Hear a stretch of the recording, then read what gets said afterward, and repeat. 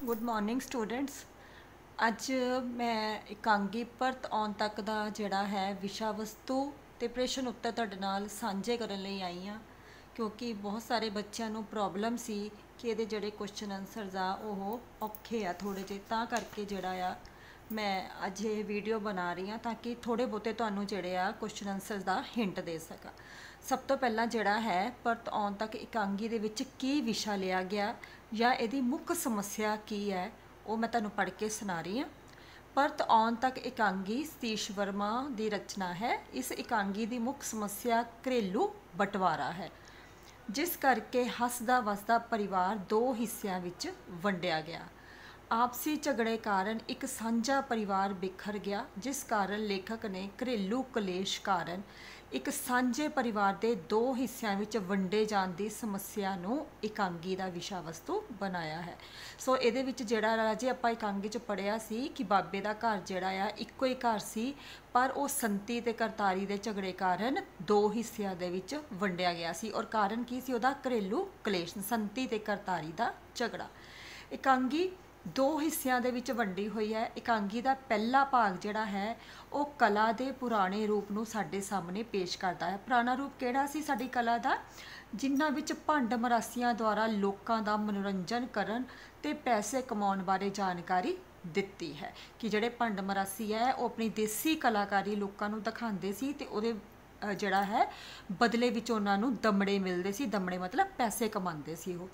ਦੂਸਰਾ ਦ੍ਰਿਸ਼ ਇਕਾਂਗੀ ਦੀ ਅਸਲ ਸਮੱਸਿਆ ਨੂੰ ਪੇਸ਼ ਕਰਦਾ ਹੈ, ਜਿਸ ਵਿੱਚ ਦਿਖਾਇਆ ਗਿਆ ਹੈ ਕਿ ਸੰਤੀ ਤੇ ਕਰਤਾਰੀ ਜੋ ਦਰਾਣੀ ਜਠਾਣੀ ਹਨ ਤੇ ਨਾਲ ਸਖੀਆਂ ਭੈਣਾਂ ਵੀ ਹਨ, ਹਮੇਸ਼ਾ ਲੜਦੀਆਂ ਰਹਿੰਦੀਆਂ ਹਨ, ਕਿਸੇ ਨਾ ਕਿਸੇ ਗੱਲ ਤੋਂ ਕਲੇਸ਼ ਕਰਦੀਆਂ ਹਨ, ਜਿਸ ਕਾਰਨ ਘਰ ਦਾ ਬਜ਼ੁਰਗ ਜਿਹਦਾ ਨਾਮ ਕੀ ਹੈ ਪੰਜਾਬਾ ਕਾਫੀ ਦੁਖੀ ਹੈ, ਕਿਉਂਕਿ ਉਸਨੇ ਇਹ ਘਰ ਬਹੁਤ ਮਿਹਨਤ ਦੇ ਨਾਲ ਫੂਹੀ ਕਰਕੇ ਬਣਾਇਆ ਸੀ ਤਾਂ ਜੋ ਉਸਦੇ ਬੱਚੇ ਸੁਖੀ ਰਹਿਣ। ਪਰ ਨੂੰਹਾਂ ਦੇ ਝਗੜੇ ਕਾਰਨ ਬਾਬੇ ਦੇ ਦੋਵੇਂ ਪੁੱਤਰ ਸੱਜਣ ਤੇ ਸੁੰਦਰ ਅਲੱਗ-ਅਲੱਗ ਰਹਿਣ ਲੱਗ ਪਏ। ਕਰਤਾਰੀ ਤੇ ਸੰਤੀ ਦੋਵੇਂ ਘਰ ਛੱਡ ਕੇ ਜਾਣਾ ਚਾਹੁੰਦੀਆਂ ਸੀ। ਕਰਤਾਰੀ ਖੇਤਾਂ ਵਿੱਚ ਘਰ ਪਾਉਣਾ ਚਾਹੁੰਦੀ ਸੀ ਤੇ ਸੰਤੀ ਸ਼ਹਿਰ ਜਾਣਾ ਚਾਹੁੰਦੀ ਸੀ, ਪਰ ਉਹਨਾਂ ਦੇ ਪਤੀ ਇਸ ਲਈ ਤਿਆਰ ਨਹੀਂ ਸੀ। ਪਰ ਜਦੋਂ ਇਕਾਂਗੀ ਦੇ ਅੰਤ ਤੇ ਬਾਬਾ ਬਿਮਾਰ ਹੋ ਜਾਂਦਾ ਹੈ ਤਾਂ ਉਹ ਆਪਣੇ ਪੋਤੇ ਕੌਣ ਸੀ? ਦੀਪਾ ਤੇ ਜਿੰਦਾ ਨਾਲ ਮਿਲ ਕੇ ਘਰ ਨੂੰ ਇੱਕ ਕਰਨ ਦੀ ਯੋਜਨਾ ਬਣਾਉਂਦਾ ਹੈ ਤੇ ਜਿੱਦ ਕਰਦਾ ਹੈ ਕਿ ਉਹ ਵੰਡੇ ਹੋਏ ਘਰ ਵਿੱਚ ਨਹੀਂ ਜਾਵੇਗਾ। ਸਾਰੇ ਬਾਬੇ ਨੂੰ ਜ਼ੋਰ ਪਾਉਂਦੇ ਹਨ, ਪਰ ਬਾਬਾ ਇੱਕੋ ਗੱਲ ਤੇ ਅੜਿਆ ਰਹਿੰਦਾ ਹੈ। ਤਾਂ ਦੀਪਾ ਤੇ ਜਿੰਦਾ ਦੋਵੇਂ ਆਪਣੀਆਂ ਮਾਵਾਂ ਨੂੰ ਸਮਝਾਉਂਦੇ ਆ ਤੇ ਆਖਦੇ ਹਨ ਕਿ ਅੱਜ ਬਾਬੇ ਦੀ ਜੋ ਹਾਲਤ ਹੈ ਉਹ ਉਹਨਾਂ ਦੇ ਕਾਰਨ ਹੈ। ਦੋਵੇਂ ਸ਼ਰਮਿੰਦੀਆਂ ਹੁੰਦੀਆਂ ਹਨ ਤੇ ਦੁਬਾਰਾ ਘਰ ਨੂੰ ਇੱਕ ਕਰਨ ਲਈ ਰਾਜ਼ੀ ਹੋ ਜਾਂਦੀਆਂ ਹਨ। ਇਸ ਤਰ੍ਹਾਂ ਦੋ ਹਿੱਸਿਆਂ ਵਿੱਚ ਵੰਡਿਆ ਹੋਇਆ ਘਰ ਦੁਬਾਰਾ ਇੱਕ ਹੋ ਜਾਂਦਾ ਹੈ। ਘਰ ਨੂੰ ਇੱਕ ਕਰਨ ਵਿੱਚ ਬਾਬੇ ਦੀ ਜਿੱਦ, ਦ੍ਰਿੜ ਇਰਾਦੇ ਤੇ ਪੱਕੇ ਵਿਸ਼ਵਾਸ ਨੇ ਭੂਮਿਕਾ ਨਿਭਾਈ ਹੈ ਤੇ ਇਸ ਵਿੱਚ ਬਾਬੇ ਦਾ ਸਾਥ ਦੀਪੇ ਤੇ ਜਿੰਦੇ ਨੇ ਦਿੱਤਾ ਹੈ। ਸੋ ਬੇਟੇ, ਜੇ ਤੁਹਾਨੂੰ ਇਹਦਾ ਵਿਸ਼ਾ ਜਾਂ ਸਮੱਸਿਆ ਆ ਜਾਵੇ ਤਾਂ ਉਹ 'ਚ ਤੁਸੀਂ ਇਹੀ ਦੱਸਣਾ ਹੈ ਕਿ ਇਸ ਇਕਾਂਗੀ ਦੀ ਜਿਹੜੀ ਮੁੱਖ ਸਮੱਸਿਆ ਹੈ ਘਰੇਲੂ ਕਲੇਸ਼ ਕਾਰਨ ਇੱਕ ਸਾਂਝੇ ਪਰਿਵਾਰ ਦਾ ਦੋ ਹਿੱਸਿਆਂ ਵਿੱਚ ਵੰਡਿਆ ਜਾਣਾ ਆ। ਇਹਦਾ ਜਿਹੜਾ ਬਜ਼ੁਰਗ ਹੈ ਜਿਹਦਾ ਨਾਮ ਪੰਜਾਬਾ ਹੈ ਉਹ ਇਸ ਕਲੇਸ਼ ਤੋਂ ਜਾਂ ਇਸ ਵੰਡੀ ਤੋਂ ਖੁਸ਼ ਨਹੀਂ ਸੀ, ਇਸ ਕਰਕੇ ਉਹ ਘਰ ਨੂੰ ਇੱਕ ਕਰਨਾ ਚਾਹੁੰਦਾ ਸੀ। ਉਹਦਾ ਸਾਥ ਉਹਦੇ ਪੋਤਿਆਂ ਨੇ ਦੀਪੇ ਤੇ ਜਿੰਦੇ ਨੇ ਦਿੱਤਾ। ਉਹਨਾਂ ਨੇ ਆਪਣੀਆਂ ਮਾਵਾਂ ਨੂੰ ਉਹਨਾਂ ਦੀ ਗਲਤੀ ਦਾ ਅਹਿਸਾਸ ਦਿਵਾਇਆ ਔਰ ਦੂਜੇ ਪਾਸੇ ਜਿਹੜਾ ਬਾਬਾ ਸੀ ਉਹ ਆਪਣੀ ਜਿੱਦ ਤੇ ਅੜਿਆ ਰਿਹਾ। ਉਹਨੇ ਦ੍ਰਿੜ ਇਰਾਦਾ ਨਹੀਂ ਛੱਡਿਆ ਕਿ ਘਰ ਨੂੰ ਇੱਕ ਕਰਕੇ ਹੀ ਰਹੇਗਾ ਔਰ ਅਖੀਰ ਤੇ ਬਾਬੇ ਦੀ ਜਿਹੜੀ ਸੀ ਜਿੱਤ ਹੋਈ। ਦੀਪੇ ਤੇ ਜਿੰਦੇ ਦੇ ਸਾਥ ਦੇ ਨਾਲ ਟੁੱਟਿਆ ਹੋਇਆ ਘਰ ਜਿਹੜਾ ਸੀ ਉਹ ਦੁਬਾਰਾ ਇੱਕ ਹੋ ਗਿਆ। ਸੋ ਇਸ ਇਕਾਂਗੀ ਦੇ ਵਿੱਚ ਜਿਹੜੀ ਸਾਨੂੰ ਸਮੱਸਿਆ ਹੈ ਘਰੇਲੂ ਕਲੇਸ਼ ਕਾਰਨ ਜਿਹੜੀ ਬਟਵਾਰੇ ਦੀ ਸਮੱਸਿਆ ਹੈ ਉਹ ਖਤਮ ਹੁੰਦੀ ਹੋਈ ਦਿਖਾਈ ਦੇ ਰਹੀ ਹੈ ਔਰ ਉਹਦੇ ਪਿੱਛੇ ਬਜ਼ੁਰਗ ਦਾ ਮੁੱਖ ਜਿਹੜਾ ਹੈ ਉਦਮ ਹੈ ਕਿ ਉਹਨੇ ਆਪਣਾ ਜਿਹੜਾ ਸੀ ਦ੍ਰਿੜ ਇਰਾਦਾ ਨਹੀਂ ਛੱਡਿਆ। ਇਹ ਹੋ ਗਈ ਬੇਟਾ ਇਹਦੀ ਜਿਹੜੀ ਹੈ ਸਮੱਸਿਆ ਜਾਂ ਇਹਦਾ ਵਿਸ਼ਾ ਵਸਤੂ। ਹੁਣ ਜਿਹੜੇ ਆ ਇਹਦੇ ਬੇਟੇ ਕੁਐਸਚਨ ਆਨਸਰਸ ਆ, ਜਿਹੜੀ ਤੁਹਾਡੀ ਵਰਕ ਬੁੱਕ ਹੈ, ਇਸ ਤੋਂ ਇਲਾਵਾ ਵੀ ਮੈਂ ਕੁਝ ਲਿਖੇ ਹੋਏ ਆ ਉਹ ਵੀ ਆਪਾਂ ਡਿਸਕਸ ਕਰਾਂਗੇ। ਬਾਕੀ ਜਿਹੜਾ ਤੁਹਾਡਾ ਪਹਿਲਾ ਪੈਰਾਗ੍ਰਾਫ ਹੈ ਇਹ ਇਹਨਾਂ ਨੇ ਆਲਰੇਡੀ ਸੋਲਵ ਕੀਤਾ ਹੋਇਆ ਆ। ਆਪਾਂ ਜਿਹੜਾ ਆ ਦੂਸਰੇ ਪੈਰਾਗ੍ਰਾਫ ਤੋਂ ਸਟਾਰਟ ਕਰਾਂਗੇ ਜਿਹੜਾ ਕਿ ਅਨਸੋਲਵਡ ਹੈ। ਲਾਈਨਾਂ ਪੜ੍ਹਦੇ ਆ। ਪੇਜ ਨੰਬਰ ਹੈ ਜਿਹੜਾ ਤੁਹਾਡਾ ਦੂਸਰਾ है अनसोल्ड ਉਹਦਾ ਆ ਸੱਜਣ ਆਹੋ ਅਨਿਤ ਕਜੀਏ ਵੀ ਖੇਤਾਂ ਆਲਿਆਂ ਦੇ ਹੀ ਸੁਣੀਂਦੇ कदे उत्थे गोली चल गई, कदे धू घड़ीस हो गई, वड्डे फार्म हाउसां दी मालकी दे ਚੱਟੇ ਵੇ। सो ਜਿਹੜਾ ਹੈ ਇਹ ਤੁਹਾਡੀ ਪਰ ਆਉਣ ਤੱਕ ਇਕਾਂਗੀ ਦੇ ਵਿੱਚੋਂ ਹੀ 17 ਜਿਹੜੀਆਂ ਆ ਉਹ ਲਈਆਂ ਗਈਆਂ ਆ, ਜਿਹਦੇ ਵਿੱਚ ਉਹਨਾਂ ਨੇ ਬੇਟੇ ਸਭ ਤੋਂ ਪਹਿਲਾ ਕੁਐਸਚਨ ਪੁੱਛਿਆ ਹੈ, ਸੱਜਣ ਨੇ ਇਹ ਸ਼ਬਦ ਕਿਸ ਨੂੰ ਕਦੋਂ ਤੇ ਕਿਉਂ ਕਹੇ। ਸਭ ਤੋਂ ਪਹਿਲਾਂ ਤਾਂ ਹੈ ਕਿ ਸੱਜਣ ਨੇ ਇਹ ਸ਼ਬਦ ਆਪਣੀ ਪਤਨੀ ਕਰਤਾਰੀ ਨੂੰ ਕਹੇ ਸੀ। ਫਿਰ ਦੂਸਰਾ ਹੈ ਕਦੋਂ ਕਹੇ। ਕਦੋਂ ਕਹੇ? ਜਦੋਂ ਕਰਤਾਰੀ ਆਪਣਾ ਘਰ ਛੱਡ ਕੇ ਖੇਤਾਂ ਦੇ ਵਿੱਚ ਜਾਣਾ ਚਾਹੁੰਦੀ ਹੈ, ਉਹ ਖੇਤਾਂ ਦੇ ਵਿੱਚ ਘਰ ਪਾਉਣਾ ਚਾਹੁੰਦੀ ਹੈ। ਕਿਉਂ ਕਹੇ ਸੀ? ਕਿਉਂਕਿ ਸੱਜਣ ਜਿਹੜਾ ਹੈ ਉਹ ਕਰਤਾਰੀ ਦੇ ਖਿਲਾਫ ਸੀ। ਜਿਹੜੀ ਕਰਤਾਰੀ ਹੈ ਉਹ ਘਰ ਛੱਡ ਕੇ ਜਾਣਾ ਚਾਹੁੰਦੀ ਸੀ, ਪਰ ਸੱਜਣ ਜਿਹੜਾ ਹੈ ਉਹ ਘਰ ਛੱਡਣ ਦੇ ਲਈ ਤਿਆਰ ਨਹੀਂ ਸੀ, ਕਿਉਂਕਿ ਉਹਨੂੰ ਇਸ ਤਰ੍ਹਾਂ ਲੱਗਦਾ ਸੀ ਕਿ ਜਿਹੜੇ ਲੋਕ ਖੇਤਾਂ ਦੇ ਵਿੱਚ ਫਾਰਮ ਹਾਊਸ ਬਣਾ ਕੇ ਰਹਿੰਦੇ ਆ ਨਾ, ਉਹਦੇ ਬਹੁਤ ਹੀ ਨੁਕਸਾਨ ਆ। ਆਬਾਦੀ ਤੋਂ ਬਾਹਰ ਨਿਕਲ ਕੇ ਕੱਲਮਕਾਰੇ ਰਹਿਣਾ ਜਿਹੜਾ ਹੈ ਉਹ ਸੌਖਾ ਨਹੀਂ ਹੈ। ਇਸ ਕਰਕੇ ਸੱਜਣ ਜਿਹੜਾ ਹੈ ਇਸ ਦੇ ਹੱਕ ਵਿੱਚ ਨਹੀਂ ਸੀ। ਇਸ ਕਰਕੇ ਜਿਹੜਾ ਹੈ ਉਹ ਆਪਣੀ ਕਰਤਾਰੀ ਨੂੰ ਇਹ ਸ਼ਬਦ ਉਦੋਂ ਆਖਦਾ ਹੈ ਜਦੋਂ ਕਰਤਾਰੀ ਘਰ ਛੱਡ ਕੇ ਖੇਤਾਂ ਦੇ ਵਿੱਚ ਘਰ ਪਾਉਣਾ ਚਾਹੁੰਦੀ ਹੈ। ਦੂਸਰਾ ਦੇਖੋ, ਸੱਜਣ ਖੇਤਾਂ ਵਿੱਚ ਘਰ ਬਣਾ ਕੇ ਰਹਿਣ ਤੋਂ ਕਿਉਂ ਡਰਦਾ ਸੀ? ਕਿਉਂ ਡਰਦਾ ਸੀ? ਕਿਉਂਕਿ ਸੱਜਣ ਜਿਹੜਾ ਹੈ ਉਸਨੂੰ ਇਸ ਤਰ੍ਹਾਂ ਲੱਗਦਾ ਸੀ ਕਿ ਜਿਹੜੇ ਲੋਕ ਖੇਤਾਂ ਦੇ ਵਿੱਚ ਰਹਿੰਦੇ ਆ ਘਰ ਬਣਾ ਕੇ ਜਾਂ ਫਾਰਮ ਹਾਊਸ ਬਣਾ ਕੇ ਰਹਿੰਦੇ ਆ ਨਾ, ਉਹਦੇ ਬਹੁਤ ਨੁਕਸਾਨ ਆ। ਕਿਉਂਕਿ ਉੱਥੇ ਆਮ ਕਰਕੇ ਕੋਈ ਨਾ ਕੋਈ ਹਾਦਸਾ ਜਾਂ ਕੋਈ ਨਾ ਕੋਈ ਦੁਰਘਟਨਾ, ਜਿਵੇਂ ਕਿ ਉੱਥੇ ਗੋਲੀ ਚੱਲ ਗਈ, ਧੂ ਘੜੀਸ ਹੋ ਗਈ, ਕੋਈ ਨਾ ਕੋਈ ਜਿਹੜੀ ਆ ਘਟਨਾ ਵਾਪਰਦੀ ਰਹਿੰਦੀ ਹੈ। ਇਹਨਾਂ ਫਾਰਮ ਹਾਊਸਾਂ ਦੇ ਵਿੱਚ ਰਹਿਣ ਦੇ ਬਹੁਤ ਨੁਕਸਾਨ ਆ, ਕਿਉਂਕਿ ਆਮ ਕਰਕੇ ਪਿੰਡਾਂ ਦੇ ਵਿੱਚ ਜਿੱਥੇ ਆਲੇ ਦੁਆਲੇ ਆਬਾਦੀ ਹੁੰਦੀ ਹੈ ਉੱਥੇ ਸਾਡਾ ਸਾਥ ਦੇਣ ਲਈ ਫਿਰ ਜਿਹੜੇ ਆ ਲੋਕ ਹੁੰਦੇ ਆ, ਪਰ ਜਿੱਥੇ ਫਾਰਮ ਹਾਊਸ ਖੁੱਲ੍ਹੇ ਖੇਤਾਂ ਦੇ ਵਿੱਚ ਆਲੇ ਦੁਆਲੇ ਕੋਈ ਵੀ ਆਬਾਦੀ ਨਹੀਂ ਹੁੰਦੀ, ਉੱਥੇ ਮਨੁੱਖ ਦੀ ਸੁਰੱਖਿਆ ਦਾ ਕੋਈ ਵੀ ਸਾਧਨ ਉਪਲਬਧ ਨਹੀਂ ਹੁੰਦਾ। ਇਸ ਕਰਕੇ ਜੇਕਰ ਕੋਈ ਵੀ ਉੱਥੇ ਵਾਰਦਾਤ ਹੁੰਦੀ ਹੈ ਤਾਂ ਉਹਦਾ ਜਿਹੜਾ ਹੈ ਕੋਈ ਵੀ ਸੁਰਾਖ ਨਹੀਂ ਲੱਭਦਾ। ਇਸ ਕਰਕੇ ਜਿਹੜਾ ਸੱਜਣ ਹੈ ਉਹ ਖੇਤਾਂ ਵਿੱਚ ਘਰ ਬਣਾਉਣ ਤੋਂ ਡਰਦਾ ਸੀ, ਉੱਥੇ ਰਹਿਣ ਤੋਂ ਉਹ ਡਰਦਾ ਸੀ। ਖੇਤਾਂ ਵਿੱਚ ਘਰ ਬਣਾ ਕੇ ਰਹਿਣ ਲਈ ਕੌਣ ਤੇ ਕਿਉਂ ਕਹਿੰਦਾ ਹੈ? ਹੁਣ ਇੱਥੇ ਜਿਹੜਾ ਹੈ ਖੇਤਾਂ ਵਿੱਚ ਘਰ ਬਣਾ ਕੇ ਰਹਿਣ ਲਈ ਕਹਿੰਦਾ ਕੌਣ ਹੈ? ਕਰਤਾਰੀ ਕਹਿੰਦੀ ਹੈ। ਕਰਤਾਰੀ ਕਹਿੰਦੀ ਹੈ ਕਿ ਉਹਨੇ ਜਿਹੜਾ ਹੈ ਜੇ ਆਪਣਾ ਘਰ ਛੱਡ ਕੇ, ਜਿਹੜਾ ਪਿੰਡ ਦੇ ਵਿੱਚ ਰਹਿ ਰਹੀ ਆ, ਉਹ ਘਰ ਨੂੰ ਛੱਡ ਕੇ ਉਹਨੇ ਖੇਤਾਂ ਦੇ ਵਿੱਚ ਜਾਣਾ ਆ। ਕਿਉਂ ਕਹਿੰਦਾ ਹੈ? ਕਿਉਂਕਿ ਉਹ ਘਰੇਲੂ ਕਲੇਸ਼ ਤੋਂ ਪਰੇਸ਼ਾਨ ਹੋ ਚੁੱਕੀ ਸੀ। ਜਿਹੜਾ ਉਹਦਾ ਨਿੱਤ ਦਾ ਸੰਤੀ ਦੇ ਨਾਲ ਆਡਾ ਲੱਗਦਾ ਸੀ, ਰੋਜ਼ ਉਹਦੀ ਲੜਾਈ ਹੁੰਦੀ ਸੀ, ਉਸ ਤੋਂ ਉਹ ਪਰੇਸ਼ਾਨ ਹੋ ਚੁੱਕੀ ਸੀ। ਇਸ ਕਰਕੇ ਉਹ ਚਾਹੁੰਦੀ ਸੀ ਕਿ ਉਸ ਘਰ ਨੂੰ ਛੱਡ ਕੇ ਉਹ ਖੇਤਾਂ ਦੇ ਵਿੱਚ ਜਾ ਕੇ ਰਹੇ, ਜਿੱਥੇ ਉਹ ਰੋਜ਼-ਰੋਜ਼ ਦੇ ਝਗੜਿਆਂ ਤੋਂ ਬਚ ਸਕੇ। ਇਸ ਕਰਕੇ ਉਹ ਘਰ ਛੱਡ ਕੇ ਜਾਣਾ ਚਾਹੁੰਦੀ ਸੀ। ਅੱਗੇ ਦੇਖੋ, ਵੱਡੇ ਵੱਡੇ ਫਾਰਮ ਹਾਊਸਾਂ ਦੀ ਮਾਲ ਜਿਹੜੀ ਹੈਗੀ ਆ, ਹਾਊਸਾਂ ਵਿੱਚ ਗੋਲੀ ਅਤੇ ਧੂ ਘੜੀਸ ਦਾ ਡਰ ਕਿਉਂ ਬਣਿਆ ਰਹਿੰਦਾ ਆ? ਹੁਣ ਰਾਜੇ ਤੁਸੀਂ ਆਪ ਇਹ ਗੱਲ ਦੇ ਸਮਝਦਾਰ ਹੋ ਕਿ ਜਿੱਥੇ ਆਮ ਕਰਕੇ ਪਿੰਡਾਂ ਦੇ ਵਿੱਚ ਆਬਾਦੀ ਹੁੰਦੀ ਆ, ਆਲੇ ਦੁਆਲੇ ਜਿਹੜੇ ਆ ਲੋਕ ਰਹਿੰਦੇ ਆ, ਉੱਥੇ ਦੁੱਖ ਸੁੱਖ ਵੇਲੇ ਸਾਡੇ ਸਾਥ ਦੇਣ ਦੇ ਲਈ 4 ਭਰਾ ਹੁੰਦੇ ਆ, ਆਬਾਦੀ ਹੁੰਦੀ ਆ। ਜੇਕਰ ਕੋਈ ਮਾੜੀ ਵਾਰਦਾਤ ਹੁੰਦੀ ਵੀ ਆ ਤੇ ਉੱਥੇ ਸਾਡਾ ਸਾਥ ਦੇਣ ਲਈ ਕੋਈ ਨਾ ਕੋਈ ਜ਼ਰੂਰ ਹੁੰਦਾ ਆ। ਪਰ ਜਿੱਥੇ ਫਾਰਮ ਹਾਊਸਾਂ ਦੇ ਵਿੱਚ ਆਲੇ ਦੁਆਲੇ ਸੁੰਨਸਾਨ ਇਲਾਕਾ ਹੋਵੇ, ਕੋਈ ਆਬਾਦੀ ਨਾ ਹੋਵੇ, ਔਰ ਰਾਤ ਨੂੰ ਜਿਹੜਾ ਹੈ ਉੱਥੇ ਸਾਡੀ ਸੁਰੱਖਿਆ ਦੇ ਲਈ ਕੋਈ ਵੀ ਨਾ ਹੋਵੇ, ਉੱਥੇ ਆਮ ਕਰਕੇ ਜਿਹੜੀ ਹੈ ਕੋਈ ਨਾ ਕੋਈ ਗੋਲੀ ਚੱਲਣ ਦੀ, ਬੱਚਿਆਂ ਨਾਲ ਜਾਂ ਔਰਤਾਂ ਦੇ ਨਾਲ ਧੂ ਘੜੀਸ ਦੀਆਂ ਵਾਰਦਾਤਾਂ, ਮਾੜੇ ਹਾਦਸੇ ਜਿਹੜੇ ਆ ਉਹ ਵਾਪਰਦੇ ਹੀ ਰਹਿੰਦੇ ਆ। ਕਿਉਂਕਿ ਜੇਕਰ ਉੱਥੇ ਰਾਤ ਦੇ ਹਨੇਰੇ ਵਿੱਚ ਕੋਈ ਘਟਨਾ ਵਾਪਰਦੀ ਵੀ ਹੈ ਨਾ, ਤਾਂ ਉਹਦਾ ਸੁਰਾਖ ਲੱਭਣਾ ਬਹੁਤ ਹੀ ਔਖਾ ਹੁੰਦਾ ਹੈ। ਇਸ ਕਰਕੇ ਜਿਹੜਾ ਸੱਜਣ ਹੈ ਨਾ, ਉਹ ਡਰਦਾ ਸੀ ਕਿ ਜਿੱਥੇ ਆਲੇ ਦੁਆਲੇ ਕੋਈ ਵੀ ਸਾਥ ਨਿਭਾਉਣ ਵਾਲਾ ਨਾ ਹੋਵੇ, ਕੋਈ ਜਿਹੜਾ ਹੈ ਤੁਹਾਨੂੰ ਜਾਣਦਾ ਪਹਿਚਾਣਦਾ ਨਾ ਹੋਵੇ, ਉੱਥੇ ਜਾ ਕੇ ਖੇਤਾਂ ਵਿੱਚ ਘਰ ਬਣਾ ਕੇ ਰਹਿਣਾ ਜਿਹੜਾ ਹੈ ਉਹਦਾ ਕੋਈ ਵੀ ਫਾਇਦਾ ਨਹੀਂ ਹੈ। ਇਸ ਕਰਕੇ ਜਿਹੜਾ ਹੈ ਸੱਜਣ ਖੇਤਾਂ ਵਿੱਚ ਘਰ ਬਣਾਉਣ ਦੇ ਹੱਕ ਵਿੱਚ ਨਹੀਂ ਸੀ, ਕਿਉਂਕਿ ਉਹਨਾਂ ਦੇ ਵਿੱਚ ਜਿਹੜਾ ਹੈ ਆਮ ਕਰਕੇ ਕੋਈ ਵੀ ਖੇਤਾਂ ਦੀ ਆੜ ਦੇ ਵਿੱਚ ਲੁਕ ਕੇ ਗੋਲੀ ਚਲਾਉਣ ਦੀ ਜਾਂ ਧੂ ਘੜੀਸ ਦੀ ਘਟਨਾ ਨੂੰ ਅੰਜਾਮ दे सकता है। इस करके ये जिहड़ा है उत्थे ये डर बनिया ही रहिंदा है।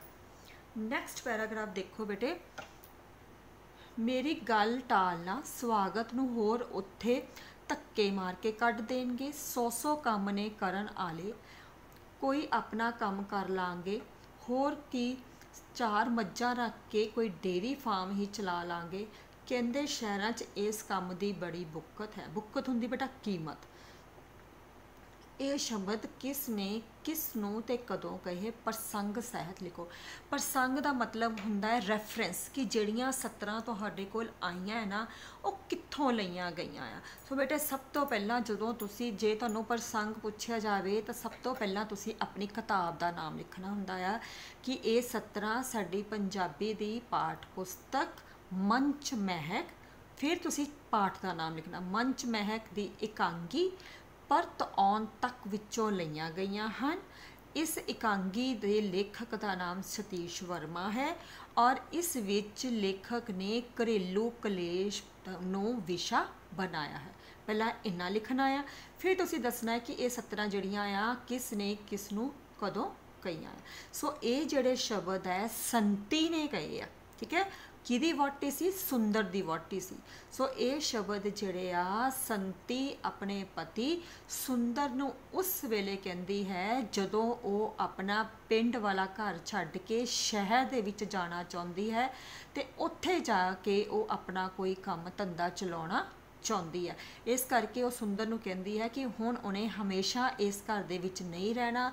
वो रोज़ रोज़ दे नित दे निगूणे झगड़ियां तो दुखी हो चुकी है, तंग आ चुकी है। इस करके हुण वो अपना घर छड्ड के शहर दे विच डेयरी फार्म खोलना चाहुंदी है। वार्तालाप करने वाला शहर क्यों जाना चाहुंदा सी? क्यों जाना चाहुंदा सी? संती जिहड़ी है वो अपना घर छड्ड के शहर जाना चाहुंदी सी क्योंकि वह नित दे झगड़ियां तो दुखी हो चुकी सी। उसनूं इस तरह लगदा सी कि उहदी जिहड़ी वड्डी भरजाई है वो नित उहदे नाल आडा लाउंदी है, घर च कलेश पाउंदी है, जिस कलेश तो वो तंग सी, परेशान सी। इस करके वो चाहुंदी सी कि पिंड वाला घर छड्ड के शहर जाया जावे ते उत्थे जाके कोई अपना काम धंधा चलाया जावे। कि उसकी शहर जान की सलाह कामयाब हुई? जे नहीं तो क्यों? जिहड़ी संती दी शहर जान की योजना सी वो कामयाब नहीं हुई। क्यों? क्योंकि उहदा पति सुंदर ते उहदा पुत्र जिंदा दोनों ही उहदे विरोध विच खड़े सी। ना तां सुंदर शहर जान लई तैयार सी। क्यों तैयार नहीं सी? क्योंकि जिहड़ा सुंदर है वो कहंदा सी कि कोई भी शहर दे विच उन्हां नूं जानदा पहचानदा नहीं है ते कोई जिहड़ा है उन्हां दे स्वागत लई नहीं खड़ा कि संती जी दा टब्बर शहर आ रहा है तो उन्हां दा निੱਘਾ स्वागत करो। सो उपरे थां जाके दोबारा रसना वसना वसेवा करना बहुत औखा आ। इस करके उहदे विरुद्ध सी। और दूसरा उहदा जिहड़ा पुत्तर सी जिंदा वो भी इस चीज़ के विरुद्ध सी। क्यों? क्योंकि संती शहर विच जाके डेयरी फार्म खोलना चाहुंदी सी ते आम करके शहरां दे विच हुण डेयरी फार्म खोलना वर्जित है क्योंकि शहर वाले जिहड़े लोग है वो दुੱਧ ਤਾਂ पीना चाहुंदे आ पर पशु शहर दे विच रखना उन्हां नूं मंजूर नहीं। इस करके जिहड़ा है संती दा शहर जाके डेयरी फार्म खोलन दा जिहड़ा सलाह सी वो कामयाब नहीं हुई। शहरां विच डेयरी फार्म किन्ने कु कामयाब हैं? दलीलां सहित लिखो।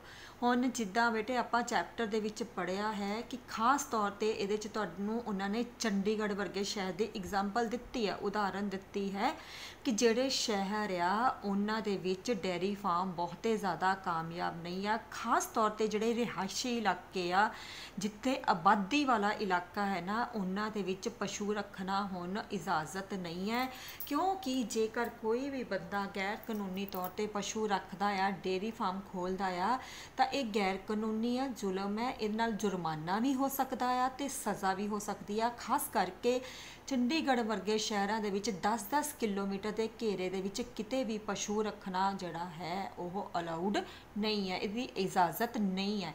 इस करके जिहड़े आ हुण डेयरी फार्म शहरों तो बाहर जिथे रिहायशी इलाका ना होवे उत्थे ही रखे जा सकते हैं। शहरों के अंदर डेयरी फार्म खोलना या पशुओं नूं रखना जिहड़ा है वो गैर ਕਾਨੂੰਨੀ ਹੈ। ਇਸ ਕਰਕੇ ਹੁਣ ਇਹ ਧੰਦਾ ਜਿਹੜਾ ਹੈ ਸ਼ਹਿਰਾਂ ਦੇ ਵਿੱਚ ਬਹੁਤਾ ਜ਼ਿਆਦਾ ਕਾਮਯਾਬ ਨਹੀਂ ਹੈ। ਅੱਗੇ ਦੇਖੋ,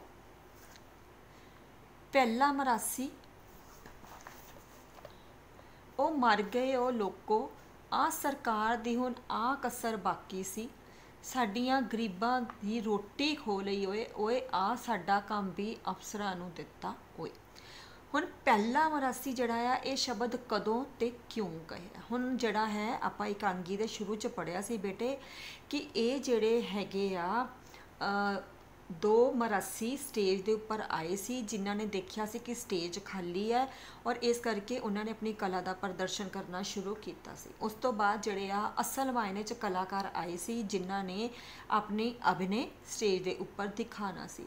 ਸੋ ਜਦੋਂ ਦੋ ਕਲਾਕਾਰ ਸਟੇਜ ਦੇ ਉੱਪਰ ਆਉਂਦੇ ਆ ਔਰ ਮਰਾਸੀ ਨੂੰ ਇਹ ਪਤਾ ਲੱਗਦਾ ਆ ਕਿ ਇਹ ਜਿਹੜੇ ਦੋਨੋਂ ਕਲਾਕਾਰ ਆ ਉਹ ਪੰਜਾਬ ਸਰਕਾਰ ਦੁਆਰਾ ਨਿਯੁਕਤ ਕੀਤੇ ਗਏ ਆ ਔਰ ਇਹਨਾਂ ਨੇ ਹੁਣ ਆਪਣੀ ਕਲਾ ਦਾ ਪ੍ਰਦਰਸ਼ਨ ਲੋਕਾਂ ਦੇ ਸਾਹਮਣੇ ਕਰਨਾ ਹੈ ਨਾ, ਉਸ ਸਮੇਂ ਜਿਹੜਾ ਪਹਿਲੇ ਮਰਾਸੀ ਆ ਉਹਨੂੰ ਇਸ ਗੱਲ ਦੀ ਚਿੰਤਾ ਪੈ ਗਈ ਸੀ ਕਿ ਜੇਕਰ ਇਹਨਾਂ ਵਾਲਾ ਜਿਹੜਾ ਕਿੱਤਾ ਹੈ, ਮਤਲਬ ਭੰਡ ਮਰਾਸੀਆਂ ਦਾ ਜਿਹੜਾ ਕਿੱਤਾ ਹੈ ਕਿ ਲੋਕਾਂ ਨੂੰ ਆਪਣੀ ਕਲਾ ਦਿਖਾ ਕੇ ਖੁਸ਼ ਕਰਨਾ ਆ ਤੇ ਦਮੜੇ ਪ੍ਰਾਪਤ ਕਰਨੇ ਆ, ਜੇ ਇਹ ਵਾਲਾ ਕੰਮ ਸਰਕਾਰ ਨੇ ਕਲਾਕਾਰਾਂ ਨੂੰ ਦੇ ਦਿੱਤਾ ਤਾਂ ਉਹਨਾਂ ਦੀ ਤਾਂ ਰੋਟੀ ਬੰਦ ਹੋ ਜਾਏਗੀ ਤੇ ਉਹਨਾਂ ਦਾ ਟੱਬਰ ਕਿੱਥੋਂ ਚੱਲੇਗਾ। ਸੋ ਇਹ ਸ਼ਬਦ ਜਿਹੜਾ ਹੈ ਇਹ ਪਹਿਲੇ ਮਰਾਸੀ ਨੇ ਕਲਾਕਾਰ ਨੂੰ ਉਸ ਸਮੇਂ ਕਹੇ ਸੀ ਜਦੋਂ ਉਹ ਸਟੇਜ ਦੇ ਉੱਪਰ ਆਉਂਦੇ ਆ ਔਰ ਉਹ ਇਹ ਦੱਸਦੇ ਆ ਕਿ ਉਹ ਪੰਜਾਬ ਸਰਕਾਰ ਦੁਆਰਾ ਨਿਯੁਕਤ ਕੀਤੇ ਗਏ ਆ ਔਰ ਉਹ ਆਪਣੀ ਕਲਾ ਦਾ ਪ੍ਰਦਰਸ਼ਨ ਕਰਨ ਲਈ ਆਏ ਆ ਨਾ।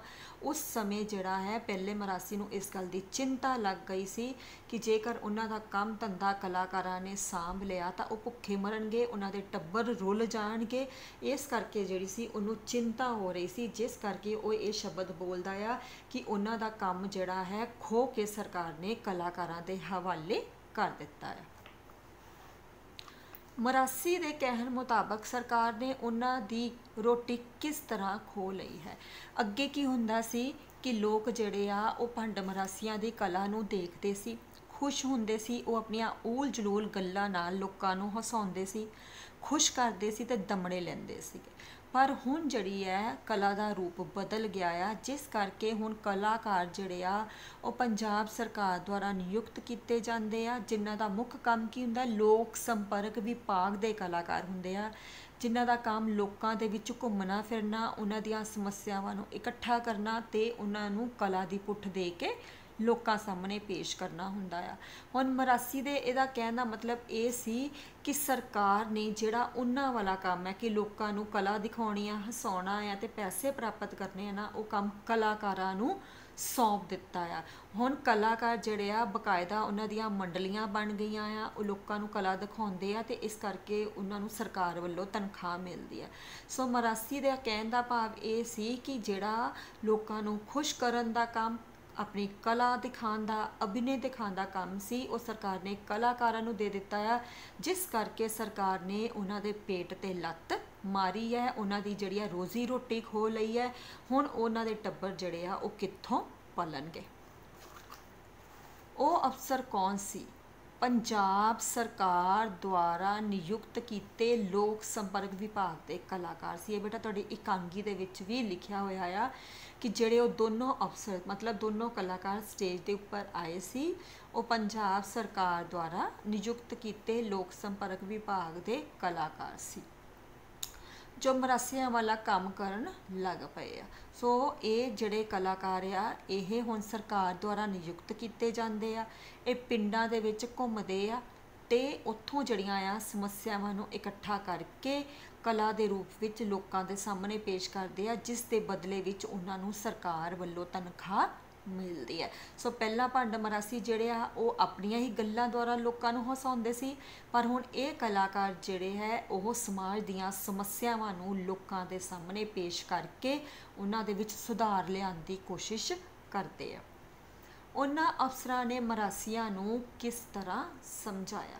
ਸੋ ਰਾਜੇ ਜਦੋਂ ਦੋਨੋਂ ਮਰਾਸੀਆਂ ਨੂੰ ਇਸ ਗੱਲ ਦੀ ਜਿਹੜਾ ਹੈ ਚਿੰਤਾ ਪੈ ਗਈ ਸੀ ਕਿ ਸਰਕਾਰ ਨੇ ਉਹਨਾਂ ਵਾਲਾ ਕਿੱਤਾ ਜਿਹੜਾ ਹੈ ਉਹ ਕਲਾਕਾਰਾਂ ਨੂੰ ਦੇ ਦਿੱਤਾ ਆ, ਉਹਨਾਂ ਦੇ ਪੇਟ ਤੇ ਲੱਤ ਮਾਰੀ ਹੈ, ਉਹਨਾਂ ਦੇ ਟੱਬਰ ਰੁਲਣਗੇ, ਉਸ ਸਮੇਂ ਜਿਹੜੇ ਅਫਸਰ ਆ ਉਹਨਾਂ ਮਰਾਸੀਆਂ ਨੂੰ ਇਹ ਕਹਿ ਕੇ ਸਮਝਾਉਂਦੇ ਆ ਕਿ ਸਮਾਂ ਬਦਲ ਰਿਹਾ ਹੈ, ਕਲਾ ਦਾ ਰੂਪ ਬਦਲ ਰਿਹਾ ਹੈ। ਪਹਿਲਾਂ ਗੱਡੇ ਹੁੰਦੇ ਸੀ, ਹੁਣ ਗੱਡੀਆਂ ਆ ਗਈਆਂ। ਪਹਿਲਾਂ ਹਲ ਹੁੰਦੇ ਸੀ, ਹੁਣ ਟਰੈਕਟਰ ਆ ਗਿਆ। ਸਮਾਂ ਬਦਲ ਰਿਹਾ ਹੈ, ਇਸ ਕਰਕੇ ਕਲਾ ਦਾ ਰੂਪ ਬਦਲਣਾ ਵੀ ਜ਼ਰੂਰੀ ਸੀ। ਪਰ ਫਰਕ ਸਿਰਫ ਇੰਨਾ ਹੈ ਕਿ ਤੁਸੀਂ ਵੀ ਕਲਾਕਾਰ ਹੋ, ਅਸੀਂ ਵੀ ਕਲਾਕਾਰ ਹਾਂ। ਫਰਕ ਸਿਰਫ ਇੰਨਾ ਹੈ ਕਿ ਜਿਹੜੇ ਭੰਡ ਮਰਾਸੀ ਹੈ ਉਹ ਦੇਸੀ ਕਲਾਕਾਰ ਨੇ, ਤੇ ਅਸੀਂ ਜਿਹੜੇ ਹਾਂ ਉਹ ਬਕਾਇਦਾ ਮੰਡਲੀਆਂ ਬਣਾ ਕੇ ਲੋਕਾਂ ਦੇ ਵਿੱਚ ਵਿਚਰਦੇ ਹਾਂ ਤੇ ਉਹਨਾਂ ਦੀਆਂ ਸਮੱਸਿਆਵਾਂ ਨੂੰ ਸੁਣਦੇ ਹਾਂ। ਇਸ ਕਰਕੇ ਜਿਹੜਾ ਹੈ ਚਿੰਤਾ ਦੀ ਕੋਈ ਗੱਲ ਨਹੀਂ ਹੈ। ਸਰਕਾਰ ਨੇ ਉਹਨਾਂ ਦੀ ਜਿਹੜੀ ਹੈ ਰੋਜ਼ੀ ਤੇ ਲੱਤ ਨਹੀਂ ਮਾਰੀ, ਸਗੋਂ ਉਹਨਾਂ ਨੇ ਕੀ ਫੈਸਲਾ ਕੀਤਾ ਸੀ ਕਿ ਤੁਸੀਂ ਵੀ ਕਲਾਕਾਰ ਹੋ, ਅਸੀਂ ਵੀ ਕਲਾਕਾਰ ਹਾਂ, ਹੁਣ ਆਪਾਂ ਮਿਲ ਕੇ ਜਿਹੜਾ ਹੈ ਸਟੇਜ ਦੇ ਉੱਪਰ ਅਭਿਨੇ ਕਰਾਂਗੇ। ਬਸ ਸਿਰਫ ਫਰਕ ਇੰਨਾ ਹੈ ਕਿ ਉਹ ਜਿਹੜੀ ਕਲਾ ਹੈ ਉਹ ਆਪਣੇ ਵੱਲੋਂ ਜਿਹੜੀ ਦਿਖਾਉਂਦੇ ਆ, ਊਟ ਪਟਾਂਗ ਗੱਲਾਂ ਕਰਦੇ ਆ, ਦੇਸੀ ਪਹਿਰਾਵਾ ਪਹਿਨਦੇ ਆ, ਉਹ ਚੀਜ਼ਾਂ ਨੂੰ ਛੱਡ ਕੇ ਹੁਣ ਉਹਨਾਂ ਨੇ ਬਕਾਇਦਾ ਦਿੱਤੇ ਹੋਏ ਡਾਇਲੋਗਸ ਜਿਹੜੇ ਆ ਉਹ ਯਾਦ ਕਰਨੇ ਆ, ਤੇ ਬਕਾਇਦਾ ਜਿਹੜੇ ਕਾਸਟਿਊਮਸ ਮਿਲਦੇ ਆ ਉਹ ਲੈ ਕੇ ਗ੍ਰੀਨ ਰੂਮ ਵਿੱਚ ਤਿਆਰ ਹੋਣਾ ਆ, ਤੇ ਜਿਸ ਤਰ੍ਹਾਂ ਸਟੇਜ ਦੇ ਉੱਪਰ ਸ਼ੋਅ ਲੱਗਦੇ ਆ ਉੱਦਾਂ ਆਪਣੀ ਕਲਾ ਦਾ ਪ੍ਰਦਰਸ਼ਨ ਲੋਕਾਂ ਦੇ ਸਾਹਮਣੇ ਕਰਨਾ ਹੈ। ਸੋ ਇਹ ਗੱਲ ਸੁਣ ਕੇ ਜਿਹੜੇ ਆ ਦੋਨੋਂ ਹੀ ਮਰਾਸੀ ਖੁਸ਼ ਹੋ ਜਾਂਦੇ ਆ, ਤੇ ਉਸ ਤੋਂ ਬਾਅਦ ਜਿਹੜੇ ਹੈ ਚਾਰੋਂ ਜਾਣੇ ਮਿਲ ਕੇ ਆਪਣੀ ਕਲਾ ਦਾ ਪ੍ਰਦਰਸ਼ਨ ਕਰਨਾ ਜਿਹੜਾ ਹੈ ਉਹ ਸ਼ੁਰੂ ਕਰਦੇ ਆ। ਸੋ ਇਸ ਤਰ੍ਹਾਂ ਜਿਹੜਾ ਹੈ ਦੋਨੋਂ ਜਿਹੜੇ ਅਫਸਰ ਹੈ ਉਹਨਾਂ ਨੇ ਮਰਾਸੀਆਂ ਨੂੰ ਸਮਝਾਇਆ ਸੀ ਕਿ ਫਰਕ ਕੋਈ ਨਹੀਂ ਆ, ਸਿਰਫ ਬਦਲਿਆ ਕੀ ਹੈ, ਕਲਾ ਦਾ ਰੂਪ ਹੀ ਬਦਲਿਆ ਹੈ। ਲਾਸਟ ਸਟੈਂਜ਼ਾ ਹੈ ਸੁੰਦਰ। ਕੋਈ ਅਕਲ ਦੀ ਗੱਲ ਕਰੋ, ਕਿਉਂ ਸਾਰੇ ਪਿੰਡ ਨੂੰ ਬਦਨਾਮੀ ਖੱਟਣ ਵਾਲਾ ਕੰਮ ਕਰੀਂਦੇ। ਇਸ ਘਰ ਦੇ ਕਦੇ ਉੱਚੀ ਆਵਾਜ਼ ਨਹੀਂ ਸੀ ਨਿਕਲੀ, ਲੋਕਾਂ ਨੇ ਸਾਡੀ ਅੱਲ ਚੁਪਕਿਆਂ ਕੇ ਪਾਈ ਹੋਈ ਸੀ। ਹੁਣ ਮੈਨੂੰ ਲੱਗਦਾ ਹੈ ਬੋਲ ਬੁਲਾਰਿਆਂ ਦੇ ਪਾਉਣਗੇ। ਸੁੰਦਰ ਇਹ ਸ਼ਬਦ ਕਿਸ ਨੂੰ ਕਦੋਂ ਤੇ ਕਿਉਂ ਬੋਲਦਾ ਹੈ। ਸੁੰਦਰ ਨੇ ਇਹ ਸ਼ਬਦ ਆਪਣੀ ਪਤਨੀ ਸੰਤੀ ਨੂੰ ਉਦੋਂ ਬੋਲਿਆ ਜਦੋਂ ਸੰਤੀ ਜਿਹੜੀ ਹੈ ਉਹ ਸੁੰਦਰ ਦੇ ਕੰਨ ਭਰਨ ਦੀ ਕੋਸ਼ਿਸ਼ ਕਰਦੀ ਹੈ ਕਿ ਕਰਤਾਰੀ ਨੇ ਅੱਜ ਫਿਰ ਉਹਦੇ ਨਾਲ ਆਡਾ ਲਾ ਲਿਆ, ਫਿਰ ਉਹਦੇ ਨਾਲ ਲੜਾਈ ਪਾ ਲਈ, ਨਿੱਕੀ ਨਿੱਕੀ ਗੱਲ ਤੋਂ ਉਹ ਕਲੇਸ਼ ਕਰਦੀ ਹੈ। ਉਸ ਸਮੇਂ ਜਿਹੜਾ ਹੈ ਸੁੰਦਰ ਇਹ ਸ਼ਬਦ ਆਪਣੀ ਪਤਨੀ ਸੰਤੀ ਨੂੰ ਬੋਲਦਾ ਹੈ ਕਿ ਉਹਨਾਂ ਦੇ ਲੜਾਈ ਝਗੜੇ ਤੇ ਨਿੱਤ ਦੇ ਕਲੇਸ਼ ਕਾਰਨ ਉਹਨਾਂ ਦੀ ਸਾਰੇ ਪਿੰਡ ਦੇ ਵਿੱਚ ਬਦਨਾਮੀ ਹੋ ਰਹੀ ਹੈ। ਸਾਰੇ ਪਿੰਡ ਦੇ ਵਿੱਚ ਜਿਹੜੀ ਹੈ ਉਹਨਾਂ ਦੀ ਨੱਥੇ ਕਿਆਂ ਦੇ ਟੱਬਰ ਦਾ ਜਿਹੜਾ ਹੈ ਉਹ ਪਰਿਵਾਰ ਬਦਨਾਮ ਹੋ ਰਿਹਾ ਆ, ਕਿਉਂਕਿ ਨਿੱਤ ਉਹਨਾਂ ਦੇ ਘਰ ਦੇ ਵਿੱਚ ਜਿਹੜਾ ਹੈ ਲੜਾਈ ਝਗੜੇ ਤੋਂ ਇਲਾਵਾ ਹੋਰ ਕੋਈ ਵੀ ਆਵਾਜ਼ ਨਹੀਂ ਆਉਂਦੀ। ਸੋ ਇਹ ਸ਼ਬਦ ਜਿਹੜਾ ਹੈ ਉਦੋਂ ਸੁੰਦਰ ਆਪਣੀ ਪਤਨੀ ਨੂੰ ਬੋਲਦਾ ਹੈ ਜਦੋਂ ਉਹ ਸੁੰਦਰ ਦੇ ਕੰਨ ਭਰਨ ਦੀ ਕੋਸ਼ਿਸ਼ ਕਰਦੀ ਹੈ ਉਹਦੀ ਭਰਜਾਈ ਦੇ ਵਿਰੁੱਧ, ਕਰਤਾਰੀ ਦੇ ਵਿਰੁੱਧ। ਉਹਨਾਂ ਨੂੰ ਕਿਹੜੇ ਕੰਮ ਨਾਲ ਪਿੰਡ ਵਿੱਚ ਬਦਨਾਮੀ ਹੋਣ ਦਾ ਖਤਰਾ ਸੀ। ਕਿਹੜੇ ਕੰਮ ਨਾਲ? ਜਿਹੜਾ ਉਹਨਾਂ ਦੇ ਘਰ ਦੇ ਵਿੱਚ ਰੋਜ਼ ਮਹਾਭਾਰਤ ਛਿੜਦਾ ਸੀ। ਹੁਣ ਸੰਤੀ ਤੇ ਕਰਤਾਰੀ ਦੇ ਘਰ ਦੇ ਵਿੱਚ ਲੜਾਈ ਦੀ ਬੇਟੇ ਕੋਈ ਵਜ੍ਹਾ ਨਹੀਂ ਸੀ, ਕਿਉਂਕਿ ਬਾਬੇ ਨੇ ਜਿਹੜਾ ਹੈ ਉਹ ਘਰ ਵੀ ਵੰਡ ਦਿੱਤਾ ਸੀ, ਜ਼ਮੀਨ ਵੀ ਵੰਡ ਦਿੱਤੀ ਸੀ, ਲੜਾਈ ਦੀ ਕੋਈ ਵਜ੍ਹਾ ਨਹੀਂ ਸੀ ਛੱਡੀ। ਸੰਤੀ ਦਾ ਟੱਬਰ ਅਲੱਗ ਸੀ, ਕਰਤਾਰੀ ਦਾ ਟੱਬਰ ਅਲੱਗ ਸੀ, ਆਪਣੀ ਆਪਣੀ ਰੋਟੀ ਪੱਕਦੀ ਸੀ ਤੇ ਖਾਂਦੇ ਸੀ। ਪਰ ਫਿਰ ਵੀ ਜਿਹੜਾ ਹੈ ਸੰਤੀ ਤੇ ਕਰਤਾਰੀ ਦਾ ਨਿੱਤ ਦਾ ਆਡਾ ਸੀ। ਰੋਜ਼ ਉਹਨਾਂ ਦੇ ਘਰ ਵਿੱਚ ਭਗਾਣੀ ਦਾ ਯੁੱਧ ਛਿੜਦਾ ਸੀ, ਮਹਾਭਾਰਤ ਹੁੰਦੀ ਸੀ, ਜਿਸ ਤੋਂ ਜਿਹੜਾ ਹੈ ਨਾ ਸਿਰਫ ਬਾਬਾ ਬਲਕਿ ਸੱਜਣ, ਸੁੰਦਰ, ਦੀਪਾ ਤੇ ਜਿੰਦਾ ਸਾਰੇ ਬਹੁਤ ਪਰੇਸ਼ਾਨ ਸੀ। ਇਸ ਕਰਕੇ ਜਿਹੜਾ ਹੈ ਇਹਦੇ ਵਿੱਚ ਉਹਨਾਂ ਨੂੰ ਇਹ ਲੱਗਦਾ ਸੀ ਕਿ ਜਿਹੜਾ ਸੰਤੀ ਤੇ ਕਰਤਾਰੀ ਦਾ ਨਿੱਤ ਦਾ ਕਲੇਸ਼ ਹੈ ਉਸ ਕਾਰਨ ਉਹਨਾਂ ਦੇ ਟੱਬਰ ਦੀ ਸਾਰੇ ਪਿੰਡ ਦੇ ਵਿੱਚ ਬਦਨਾਮੀ ਹੋ ਰਹੀ ਹੈ ਕਿ ਕਹਿਣ ਨੂੰ ਤਾਂ ਸਕੀਆਂ ਭੈਣਾਂ ਆ ਪਰ ਦੋਨੋਂ ਜਾਣੀਆਂ ਸੌਕਣਾ ਨੂੰ ਵੀ ਟੱਪੀਆਂ ਪਈਆਂ ਆ, ਕਿਉਂਕਿ ਲੜਨ ਸਮੇਂ ਜਿਹੜਾ ਹੈ ਉਹ ਜਿਹੜਾ ਭੈਣਾਂ ਦਾ ਰਿਸ਼ਤਾ ਘੱਟ ਤੇ ਸੌਕਣਾ ਦਾ ਰਿਸ਼ਤਾ ਜ਼ਿਆਦਾ ਨਿਭਾਉਂਦੀਆਂ ਸੀ। ਸੁੰਦਰ ਬਦਨਾਮੀ ਤੋਂ ਕਿਉਂ ਡਰਦਾ ਸੀ? ਇਹ ਤਾਂ ਸਾਫ਼ ਸਾਫ਼ ਜਿਹੜਾ ਤੁਹਾਡੀਆਂ ਲਾਈਨਾਂ 'ਚ ਵੀ ਲਿਖਿਆ ਹੋਇਆ ਆ ਕਿ ਸੁੰਦਰ ਜਿਹੜਾ ਹੈ ਉਹ ਥੋੜਾ इस चीज़ तो घबराਉਂਦਾ ਸੀ कि ਜਿਹੜਾ ਸੰਤੀ ਤੇ ਕਰਤਾਰੀ ਦਾ ਝਗੜਾ ਆ ਉਹਨਾਂ ਉਸ ਕਾਰਨ ਉਹਨਾਂ ਦਾ ਟੱਬਰ ਨਿੱਥੇਕਿਆਂ ਦਾ ਟੱਬਰ ਸਾਰੇ ਪਿੰਡ ਵਿੱਚ ਬਦਨਾਮ ਹੋ ਰਿਹਾ, ਕਿਉਂਕਿ ਜਦੋਂ ਤੱਕ ਸੱਜਣ ਤੇ ਸੁੰਦਰ ਦਾ ਵਿਆਹ ਨਹੀਂ ਸੀ ਹੋਇਆ ਉਹਨਾਂ ਦੀ ਸਾਰੇ ਪਿੰਡ ਦੇ ਵਿੱਚ ਜਿਹੜੀ ਅੱਲ ਸੀ, ਪਹਿਚਾਨ ਸੀ, ਉਹ ਚੁਪਕਿਆਂ ਕੇ ਪਾਈ ਹੋਈ ਸੀ ਵੀ ਉਹਨਾਂ ਦੇ ਕਦੀ ਜਿਹੜੀ ਹੈ ਆਵਾਜ਼ ਨਹੀਂ ਸੀ ਆਈ ਉਹਨਾਂ ਦੇ ਟੱਬਰ ਦੀ।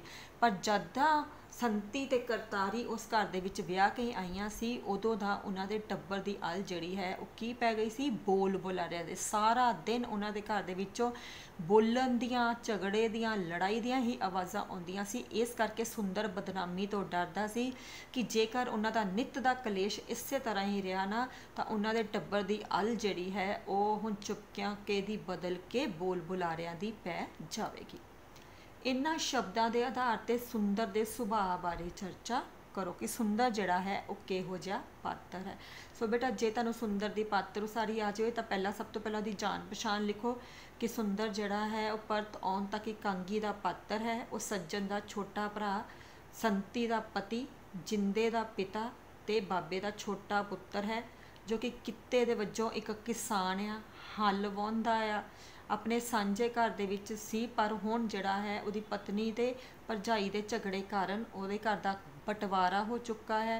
वो अपना बदनामी तो डरदा है। सुंदर जिहड़ा है वह बदनामी तो डरदा है। वो नहीं चाहुंदा कि उहदे घर दे जिहड़े आ वो दो हिस्से हो जान। इस तो इलावा जिहड़ा है वह घर नूं एक करना चाहुंदा है। वो बाबे दी सेवा भावना भी रखदा है, अपनी पत्नी नूं समझाउण दी भी कोशिश करदा है।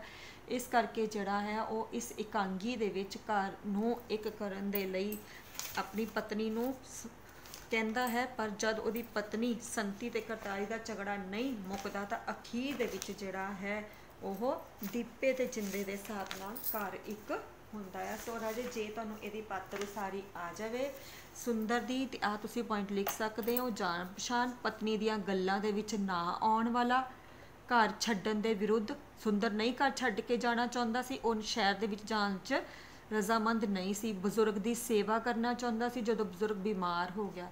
घरेलू कलेश तो भी परेशान सी। नित दा जिहड़ा उन्हां दे घर झगड़ा हुंदा सी। पत्नी नूं समझाउण दी कोशिश भी करदा है ते समझदार पात्र है, क्योंकि वह समझदा है कि घर नूं एक करन दे विच ही समझदारी है। ठीक है, सो ये पॉइंट नूं तुसीं बेटा डिस्कस कर सकते हैं।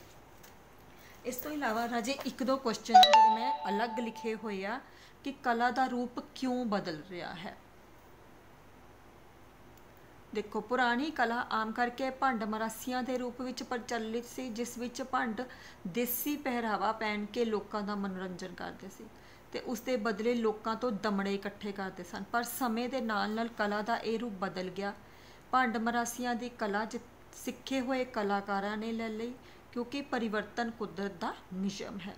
जमाना बदलण मनुख दियां लोड़ां बदल गईयां। गड्डियां दी थां गड्डियां आ गईयां, हलां दी थां ट्रैक्टर आ गए। इस करके कला दी दुनिया विच भी तब्दीली आ गई। कला का नवा रूप पुरानी कला नालों किवें वखरा है।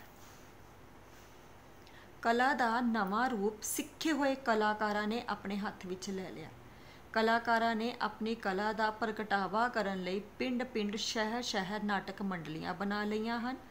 भंड मरासियां की कला ने अपना रूप बदल लिया है। समय के नाल कुछ परिवर्तन आ गए हैं, जिवें कलाकार खुले झग्गे की थां सीते हुए झग्गे पाउंदे हन।